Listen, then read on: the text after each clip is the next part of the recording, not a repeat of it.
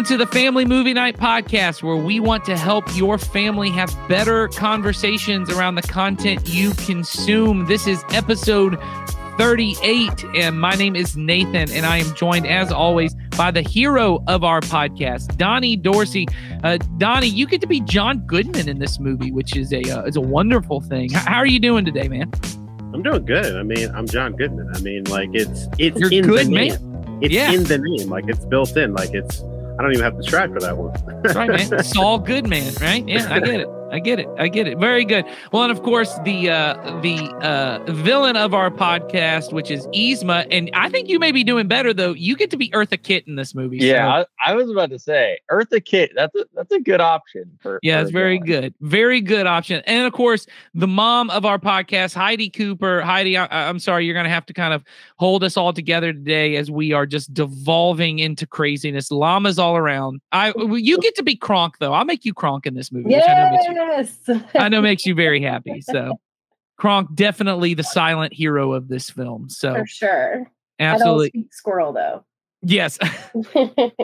Well, we, of course, as you can tell, are talking about the Disney animated, I want to say classic at this point, hasn't quite made it 25 years. 2000 was when this was produced. The Emperor's New Groove, which is about an arrogant young emperor named Kuzco, who is transformed into a llama by his power-hungry advisor, the devious diva Yzma. Stranded in the jungle, Kuzco's only chance to get back home and reclaim the high life rests with a good-hearted peasant named Pasha, who he had already said he was going to eminent domain his village for Kuzco. Was it Kuzcotopia? Is that what he calls it? Yeah. So together they must return Kuzco to the throne before Yzma tracks them down and finishes him off. So that's the movie we're talking about. But before we get to that, Donnie, why don't you tell them what we do on this podcast? Yeah, absolutely. So on this podcast, we encourage every family at Community Christian Church to have a monthly movie night to help you and your children build memories, start conversations that matter. The goal of our family ministry is to help you raise your children to love Jesus and his way of life above all other things. And we know that critical to that is for you to have a routine, regular time of connection and some shared experiences that'll help you build stronger relationships. And, movie nights are great opportunities to do that because movies are not just an easy way to share laughter and joy together, fear and sadness, all in a safe environment, but they give us a chance to talk about what matters most to us in ways that are meaningful and memorable with our children. And on this podcast, we want to not only recommend some movies you could watch on your monthly movie night, but give you some ideas of meaningful conversations you can have with your children during or after the movie. And as always, the point of this podcast is not to add another thing to your to-do list as parents that you're going to feel guilty about later. We just want to make it easier for you and your kids to spend time together and to build memories and have conversations that matter. So throughout our conversation today, remember that we want to have fun and help you think through simple and easy ways to share your love of Jesus with your kiddos. And this movie, we think, is a great opportunity to do that, primarily because I think your kids are going to just have a blast with this movie. This movie is fun. It is funny. I remember going to see this movie in theaters as a whatever would have been 10 or 11-year-old, just hanging out at the theater, watching this movie with my parents, but also then later with my friends. And just, I think I quoted a ton of this movie as a kid. It's just really fun, really funny, and has a really important theme for us to talk about with our kids.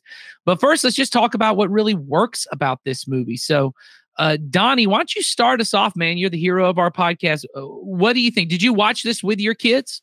Yes, I watched this with my kids, and it's funny because at first they were like, I don't know if I want to watch this. And then as they started watching it, they just fell in love with it because like the characters are just lovable. Like there's even the, the villains they're kind of lovable. Like you're like, okay, that's kind of cute. Like it's not that bad, but it was very cool to watch them really just latch on to the actual themes of it. Like, and think of it and go, I don't want to be like that. Like they would say things like that as like that he's very mean or he's being very selfish. And I love watching their minds work in like understanding like that's not something I want or that's not a good thing, And so, yeah, it definitely was very enjoyable. Like where it's definitely could be a go-to.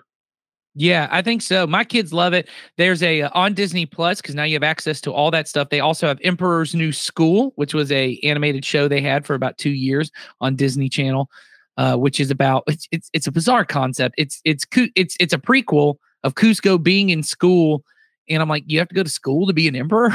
Like, that sounds very strange. And he falls in love with another like student who's not in this movie. So I don't know how that works, but they love that. They love Kronk's New Groove, which Heidi, I'm going to go ahead and suggest for you. There's a whole Kronk centric movie. So, and there you go. I'm here for all of it. I'm sure. So Heidi, why don't you talk about it? Did you watch this with your kids? Did they enjoy this? Yeah. The whole family watched it. They did not as much as I did, but they did enjoy it. Yeah. I can't get enough of this movie. I don't know why. I just think the characters are so funny, and the situations they find themselves in are hilarious.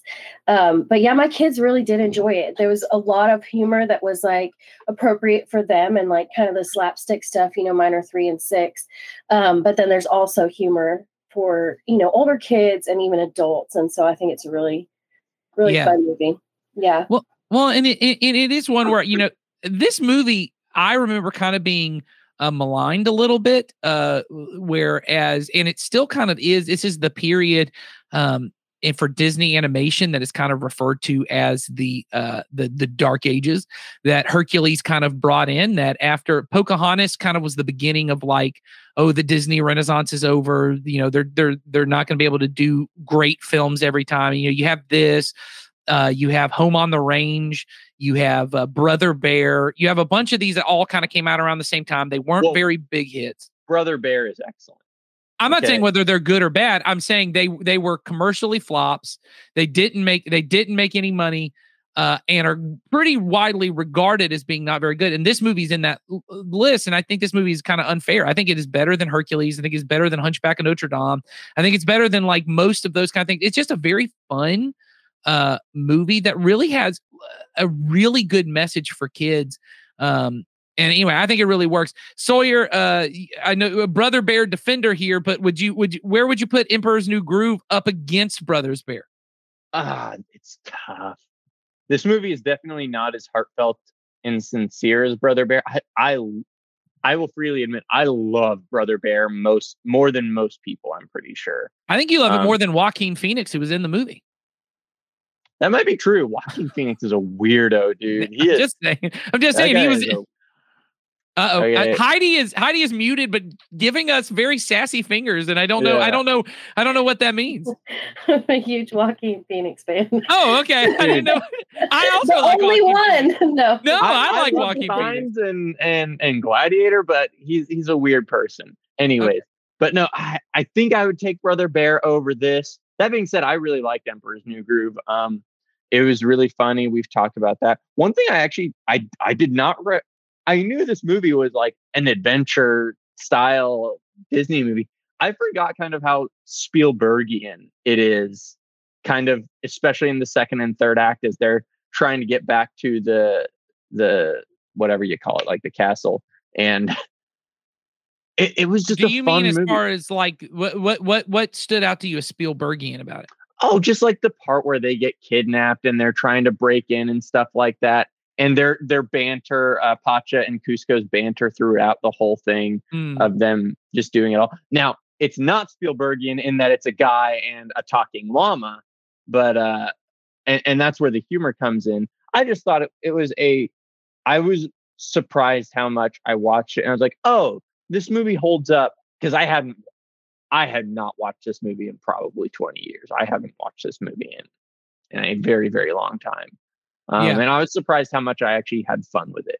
Brother Bear, I watch like every 2 years. This is the weirdest take I've ever heard from you. I mean, you've got some out there ones, but Brother Bear, I'm not saying it's bad. I'm just saying once every 2 years. Oh yeah. Yeah. It's like on par with Tarzan. I think we're gonna find. So go ahead, Dottie.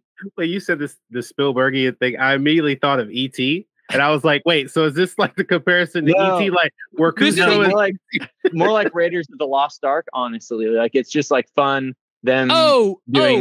You're saying like the setting of it reminded you of Raiders of the Lost Ark. Yes, and I thought you were trying to say something about the filming made you think of Spielberg, and I'm like, I'm really trying hard to think of what Spielberg movie is like Emperor's New Groove. No. I'm sorry. I meant like the tone and the setting. Yeah, the setting. Yes, very South American jungle, very much like the beginning of Raiders of the Lost Ark. I'm with you now. We're all on the same page. Heidi's not here for your Joaquin Phoenix slander.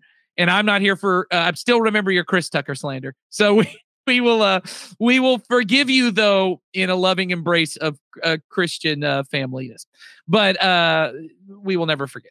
Now let's get to our themes for this movie and why we think this movie works. And the benefit of this movie is very much a child's tale because the moral of the story is pretty much written upon it in the sense that this is called The Emperor's New Groove, which is a play on the Emperor's New Clothes, which is the same kind of thing of a very arrogant emperor gets transformed. And this in Emperor's New Clothes is they convince him he's wearing these beautiful robes and these beautiful, things, but he's walking around naked and everyone can see that he's naked. He's the only one that thinks he's wearing something. In this case, you have an arrogant emperor who only thinks about himself. It only cares about his power, his pleasure, what he gets out of life. And in this case, he is humbled by the fact that he is turned into a llama. Now, he is accidentally turned into a llama because his advisor, Yzma, is trying to murder him, but that all gets bungled, and he becomes a llama instead. But the messaging we think that is really important to talk to is how well this movie is almost a cautionary tale of what Jesus teaches us, which is to take the path of humble, others focused, look to the interest of others, not self-interest, but others focused, self-giving, self-sacrificial love. And if you don't, you become a lot like Kuzco, who has all of this power and all this might, but eventually gets turned into an animal. And there is a way in which we as human beings, we won't get physically turned into animals, but we devolve into almost animal-like self-interest. And now that's really deep. And so the movie kind of gets us to be able to talk to our kids of, hey, this is what happens when you only care about yourself, when you only think about yourself and you don't think about other people. So let's get into that conversation. And Donnie, you wanted to talk about, and I think this is a good point, is kind of the way that the character, John Goodman's character, Pasha, kind of works as almost a foil, like he's a mirror image of Kuzco. Kuzco is totally self-focused, and Pasha is this really kind and generous person, even to Kuzco, who wants to take his land. Like he helps Kuzco. So, Donnie, you want to talk about how you said you actually had a conversation with your kids about this idea. So why don't you talk about that first, and then maybe how we can do the same thing. Yeah. So like when I was watching it with them, like they pointed out different things where they would say, that was not nice, or those are not kind things to do. And I would ask them about things like, well, what do you think about Pasha? And they're like, well, he's really nice. I really like him. He seems like somebody that, that's really, really good to people. And it's that reminder with my kids that I was telling them, is that sometimes, even though people may try to mistreat you and may try to be horrible to you, it does not mean you have to return it in kind. Yeah. Because the idea is that it's so common, to be, to fall into the idea of, well, they said this horrible thing to me, or they've spread this rumor, they spread this gossip about me. I need to, protect myself, but it's the idea of your reputation is depending on what people think of you, but your character is who you actually are. Yeah. And reminding them is you want to be more in the line of who Pasha is that Pasha isn't concerned about what Kuzco thinks of him. He's just there for, even when Kuzco clearly is doing everything in his power to ruin Pasha's life, so to speak, by putting his Kuzcotopia on top of where he lives. Right. He doesn't come to him and yell at him and scream at him. He goes and he tries to have a dialogue with him. And when he's in trouble, he reaches out to help him, even though he didn't have to. And that's often like the thing that I think is very easy to forget is that we often want to return evil for evil rather than going, you know what? They said these horrible things, but the best thing I can do is to show them love. Because I used to talk about this in like when I was waiting tables, is that it was the idea is killing them with kindness. And the most disarming thing you can ever do to someone who is very angry and just wants to be mad with you is to show them this unwavering level of like grace. Yeah. Because they don't know how to handle it, because they want you to return it so they can volley back and forth. Like if you've seen those like little like short videos where it's like the person comes to the store is like, I want my money back, and and then the person in the store goes, okay. Yeah. And they're like, wait, what? Like that's it? It's very disarming. And I think Pasha shows that, is that if I extend you grace and I show you love and I show you kindness and mercy and compassion, people can and do have the propensity to change and to be better people. But a lot of times we see them as the label that that's been put on them. Yeah. Well, and I think, Donnie, that's excellent, because I think this movie is a really good chance to do that, because this is a movie that starts with kind of this glamorous lifestyle of Kuzco, and your kids may even be attracted to, oh, that'd be awesome if you had, you know, this Richie Rich type lifestyle, and he's going to get his own theme park and he's going to get all this kind of stuff. But what the movie does well is really show you don't want to be Kuzco for multiple reasons. One, someone's literally trying to kill him. Like where he's at, people want him dead. The other side of it is he becomes this, like I said, this animalistic person because of his pride and his arrogance and his, I only think about me. He's vain. He's inconsiderate. But then you look at Pasha, and Pasha doesn't have very much. And Pasha is the actual victim in this movie. Like he is the victim of Kuzco, but he's the one that is kind and considerate. He's gentle, he's humble, he's meek, like all these kind of Christ-like characteristics. And he may not get everything he wants in life, but he becomes the kind of person. And our kids, it's what's beautiful about this, and what's what movies can do, is they don't really speak to our head, they speak to our heart.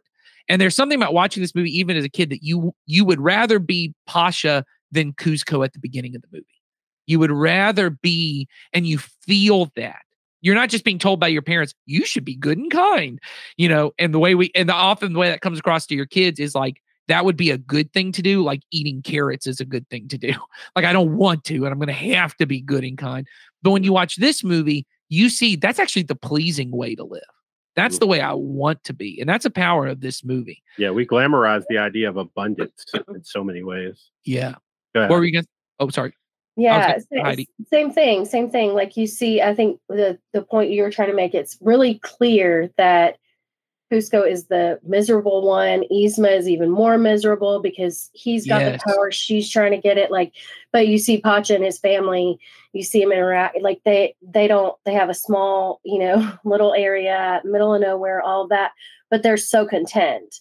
And I think like it kind of portrays in a really clear way, like what we see in the world, but it doesn't always look that way because we don't see those behind the scenes glances of like how good it is to have a family who gets along and how fulfilling that is.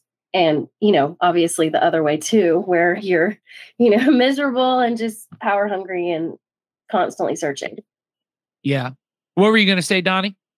Yeah, I mean, like, because like I was talking about, it's like we glamorize, or the world glamorizes like the abundance of things, of having everything. It's like, oh, I got all these cars, I got these houses, I got all this money, and not realizing that a lot of times the reason for that is a lot of times it's seeking for something else. Yeah. And because there is no cap to where you can go without at some point taking from others in a certain way. Yeah. But you live in a way like how Pasha is, in that meek way. It's like that idea of, you know, the conversation when the rich man goes, hey, how do I get into heaven? It's like, he's like, give away all your possessions and then follow me. And he's like, and that's more like how Cusco is. He's like, I don't know. I don't really need that. I'll just take my Cuscotopia. Whereas, Pasha is very much more like, I have what I need. I have everything I could want. I have a healthy family. I have a place to live. And like, he has that can, like what Heidi was talking about, he's very content. And I think it's something we all want, is that contentment with what we have, and whether it be things we have or just the people we surround ourselves with. Well, and I think this movie, so you brought up the story of the rich man.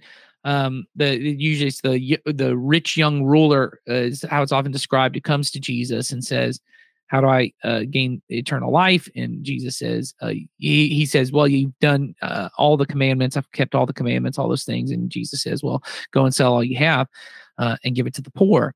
And it says the man goes away sad. Now, we don't know what he did, but it says he goes away sad because he had so many possessions. And then Jesus says how hard it is for rich people to enter into the kingdom of God. We overlook that part so often of he's saying, if my life is about the pursuit of wealth or power, there is something that happens to my soul.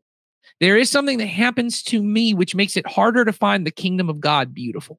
There is something in me that happens, and that's what happens to Cusco. He doesn't find gentleness and meekness attractive.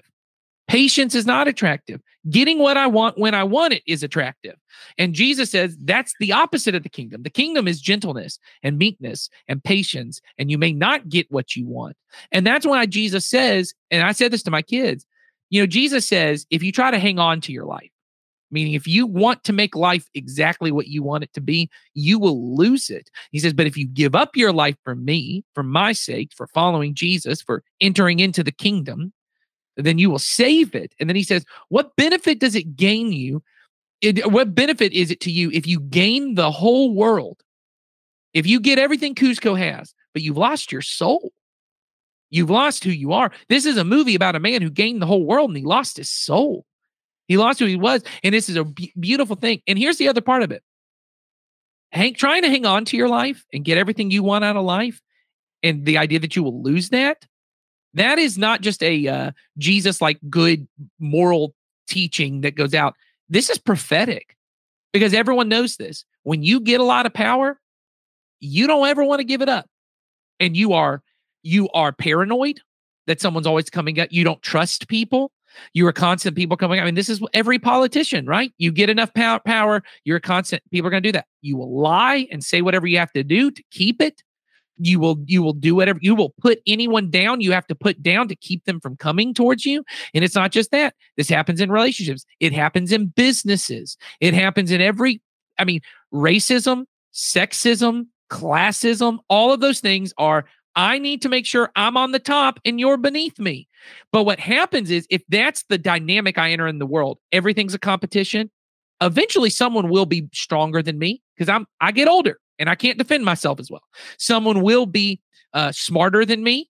Someone is going to be more maniacal. They're willing to do dirtier things than I'm willing to do. And that's who Yzma is.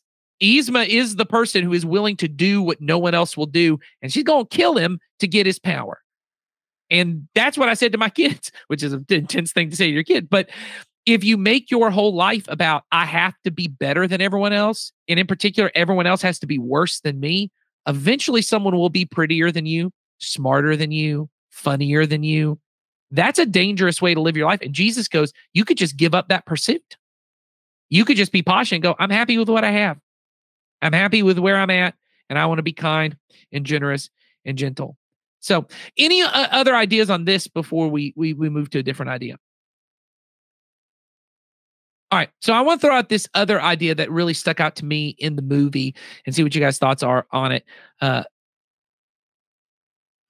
Cusco is the perpetual victim in everything. Have you ever watched this? Every time he's in the movie, he talks about how hard his life is. He is constantly victimizing himself. He thinks he's the most. And the whole time he's next to a guy that he is victimizing. That he is because of his arrogance. He is constantly saying, hey, I'm the one who has everything that is difficult. And I see this a lot in my children. I see it a lot in myself. But there is a way in which my kids constantly live in this state, which is everything's so unfair to me. My sisters are so mean to me. Everyone's so mean to me. Everything's so hard for me. And being able, part of that is at its nature pride, because it is me only focused on me. I used to say this to teenagers all the time. The person with low self-esteem often has a bigger pride problem than the person who has a healthy view of themselves. Because low self-esteem is, I'm so terrible, no one loves me, I'm ugly, I'm stupid, I'm whatever. But still, the only person you're thinking about is you, and how hard that is for you and how unfair that is for you. How do we help our kids? Because I think this movie is really about helping us to get a proper image of ourselves, a proper way of really viewing ourselves, because focusing on how hard your life is still a form of pride. It keeps you from being able to love and focus on others. So how can we have those kind of conversations with our kids of, hey, even if life is hard, even if things are difficult, Pasha's life was hard, it was difficult, he was still called to love other people. How can we have that conversation with our kids? I think, it starts with how you start your day. Because I think a lot of times the first thing we think about, and like, I use an example of like how I can see the difference in my day to day when I started with like prayer, or I started with like reading my Bible, or the first thing I think about, even if it's not a prayer, I just go, thank you, God, for waking me up this morning. And like, I just have that moment. There's something about putting the perspective off of yourself, because a lot of times when we get up in the morning, the first thing we're thinking about is, especially as parents, we're going, all right, I got to go feed the kids. I got to go get this ready. We got to be here at this time. And we start going over the schedule and everything that we have to do. And it becomes about that. And like, if we are able to put more focus on, all right, how am I going to like show God's love to the person I interact with today? Or how am I going to show it to my family? Or, how will I do it in each moment, versus just, focusing on, okay, well, like, cause I remember I heard like this guy talking about it. He was like, person says, I have to go to work. Instead of saying I have to go to work, you say I get to go to work. Instead of I have to go pick up the kids, I get to pick up my kids, kind of thing. And like, it's the idea of that perspective change of the blessings that you have and the blessings that you get to participate in. It becomes less about you and more about how much it enriches the life of the people around you. Yeah.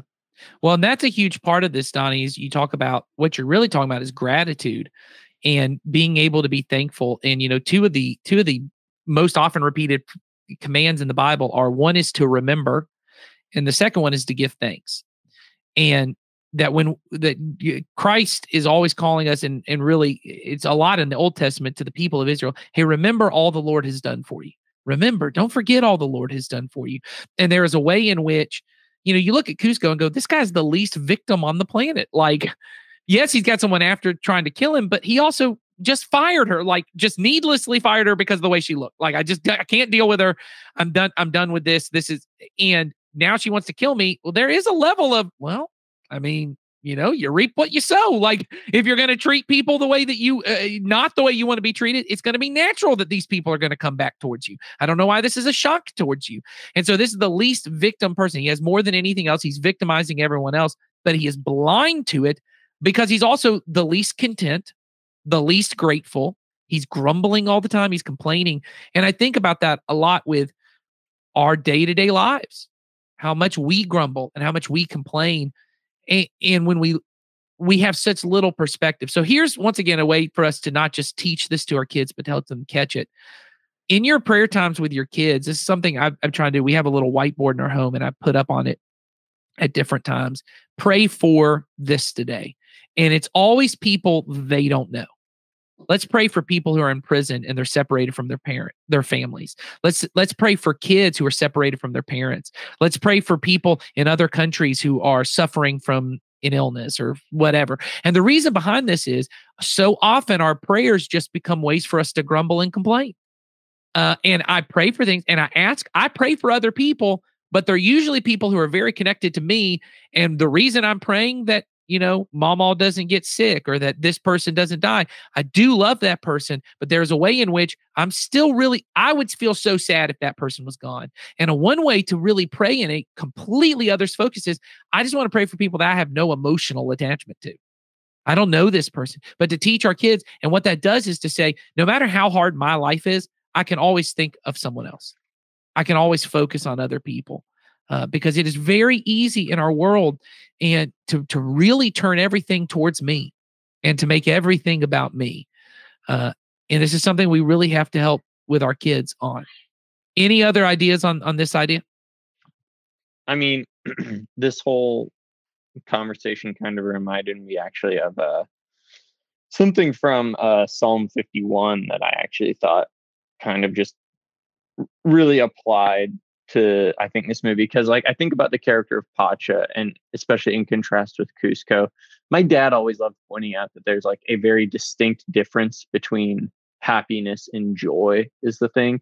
Kuzco throughout this movie is just in a constant pursuit of the biggest dopamine hit. He wants the best euphoric experience he can possibly have, whereas Pacha has a sense of joy. And I think about in Psalm 51, David is at his most miserable when he's writing it, okay? He has no reason to be happy.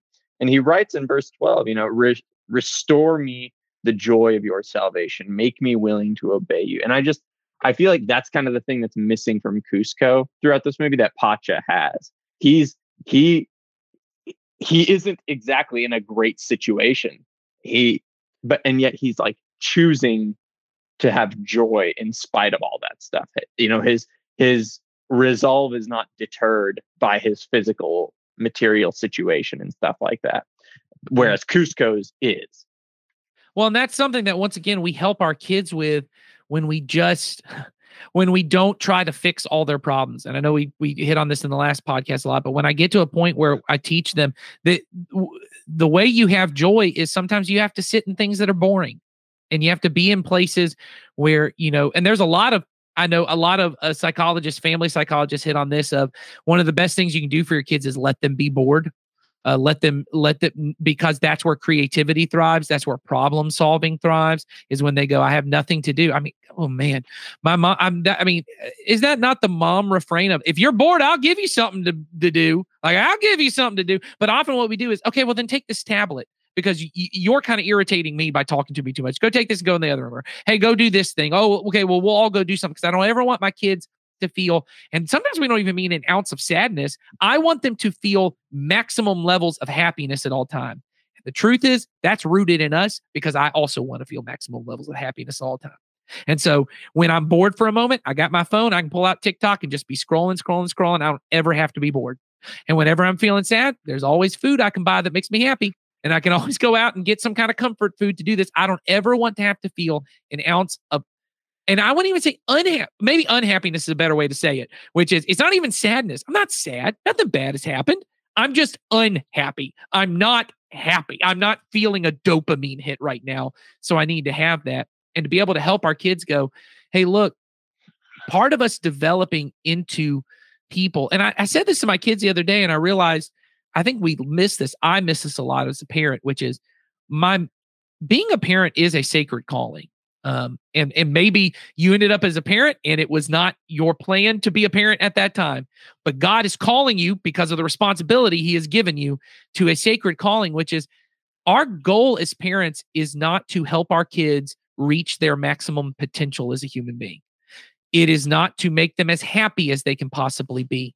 It really is to help them, give them the proper environment, and as best as we can, help to shape them into people who will learn to love Jesus and his way of life. And so often the things that we're doing of fixing all their problems, stepping in and making sure they're never unhappy, making sure they never have to solve their own problems, it is counterproductive. Those are the times where you build character. And we all know that. The times where we really grow character are through struggle. They are through adversity. They are through things not going my way. That's when I develop patience. I develop patience when things don't go the way I want them to go. And I have to kind of sit with it for a while. That's how I develop humility, is when I suffer a little bit and I realize, oh, other people are suffering too. And I don't let it turn in on me. And I think this is so critical to us with our kids. This is not, once again, we don't want to make these movies just things you talk about, but to give us a chance to say, how do we develop this with our kids? So I think all of that is huge and it'll help. But we don't want to end on just a heavy thing. So would we all agree in Disney villains, Kronk and Yzma as a duo might have to be in the top 10 of Disney villains? I mean, I'm trying to think who's knocking them out. And if anyone says Scar, you got to get off the podcast. Scar. Oh, okay. Hold on. Scar is not, I knew this was going to happen. I knew it was going to happen, Sawyer. There are other villains you can take out of the top 10 other than Scar to put Yzma and Kronk in there. Okay. Scar doesn't. What about we can knock Ursula out? Okay. We can knock Gaston out. Okay. Oh, well, Gaston's not in the top 10. I mean, know. This is canonized, man. We know this. This is official.